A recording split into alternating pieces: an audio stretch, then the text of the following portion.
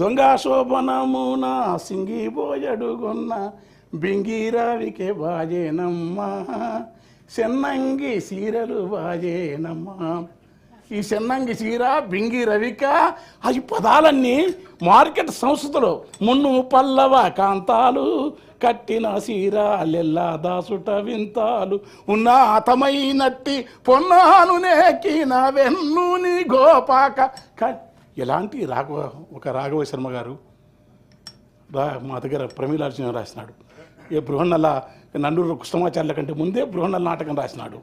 చాలా అద్భుతమైన కవులు.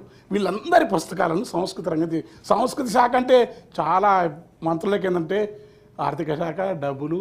అసలు ఈ తెలంగాణ సమాజంలో సాంస్కృతిక శాఖ అనేది చాలా ప్రామాణికమైనది, గుర్తుపెట్టుకోండి. చాలా ఈ దేశ ఈ సంస్కృతి ఇది లేకపోతే నీవెంత జపాన్లో విపరీతమైన అభివృద్ధి అవుతుంది.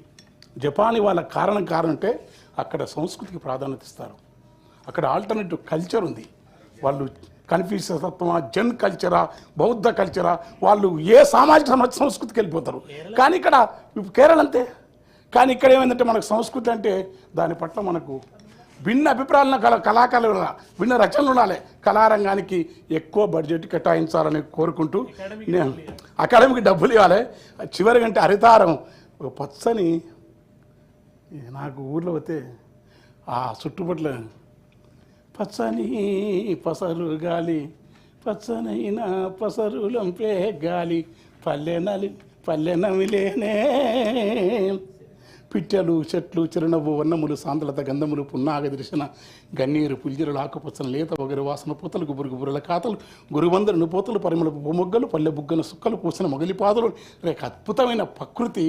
తెలంగాణ అంటే ప్రకృతి, తెలంగాణ అంటే కల్చర్, తెలంగాణ అంటే ప్రజాస్వామిక సంస్కృతి, తెలంగాణ అంటే స్వేచ్ఛ. మీ ఆదరించడం తెలంగాణ అంటే ప్రజాస్వామిక భిన్నమైన భావాలకు రండి. భిన్నమైన భావాలు అంటే అంబేద్కర్ విగ్రహాన్ని దర్శింపజేయండి.